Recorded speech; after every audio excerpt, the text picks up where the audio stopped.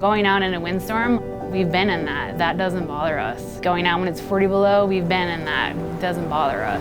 We're a pretty prepared team to go out into anything Alaska can throw at us. My name is Paige Drobny, and I am the owner and operator of Spearfish Research, Squid Acres Kennel, and I'm an Iditarod Musher. Alaska has winter, 8 to 9 months a year, and you have to be able to get out and be active and have fun in the winter times. And Cody grew up on a farm, and I grew up wanting to live on a farm. And so one Christmas, he built me a dog sled, and I was like, what are we gonna do with this? And he said, oh, maybe we should get some dogs. And he went home to visit his dad for Christmas, and when he came back, I had 3 more dogs. Attached them to a sled, and off we went.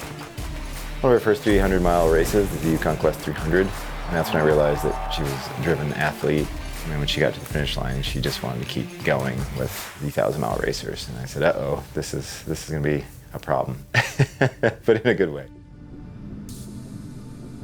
In order to prepare for a 1,000-mile race, we start training in late August, early September, depending on the temperatures.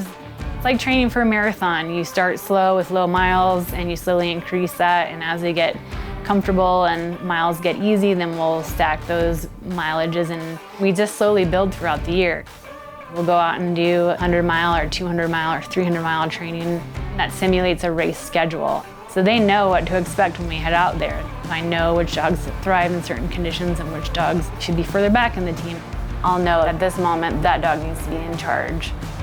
Knowing people's strengths and weaknesses, and knowing when to put them in a position of leadership and when to put somebody else in that position. And working together and making sure that everyone knows that when we make it to the finish line, that the whole team is because we made it there, not just because of the one dog that's in lead at the finish line or the 2 dogs that are in lead at the finish line. It's because everybody has worked together through the whole process. When you're 5 days into the race, you've only maybe slept 5 or 6 hours. And so maintaining that focus is really difficult. But again, we've done it in training, and we've, after 12,000-mile races, it gets a little bit easier. In 2014, on the Iditarod, there was 100 feet long, and it's like straight downhill. And so I got caught on a willow, and the whole team was like vertical and scooted down the line and unhooked all their tugs, hoping that little willow would keep holding my sled. And I managed to make it back to the sled, stand it up, and we were going 30 miles an hour down that hill.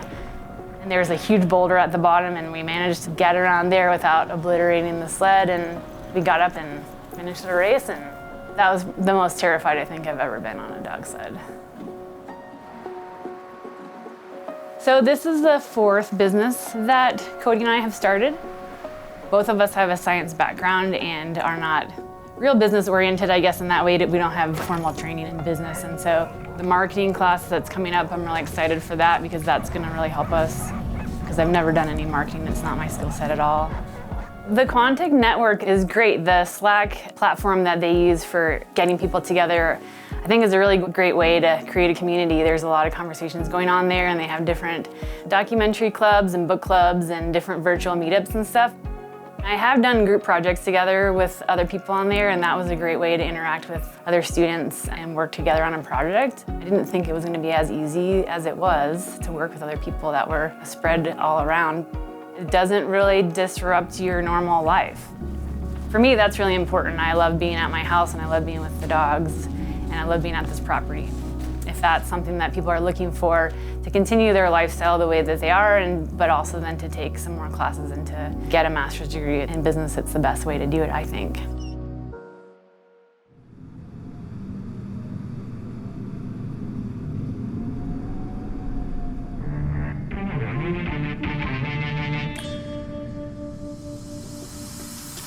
Our chances of doing well in this year's Iditarod are really good. We've placed in 7th place the last 2 years. I think we have a really good chance of winning. We've done 4,000 miles of training, and they don't get bored. They don't lose motivation. Miko can run lead. She's kind of one of those once-in-a-lifetime dogs. In any condition, she thrives. I can't keep up with her. She's up and barking, and she gets the whole team up and barking. It's an amazing problem to have. At this point, I feel like pretty comfortable. I've done everything I can do in training. We've done all the preparations. We've worked really hard since September. Now it's just getting them all to the start line healthy and happy and fat.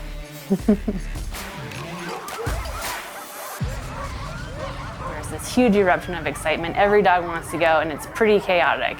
It's hard to figure out where things go. Every dog is going like super ballistically crazy because they all want to go, and so it's this heart racing, time of like getting everybody, onto the line, and then like, and the minute you leave, then everything is silent. It's like a deafening silence because you still have all the barking in your ears. And then you go out in the wilderness, and then it's just the pitter-patter of feet on snow and the breathing of the dogs that you can hear, and pretty serene feeling.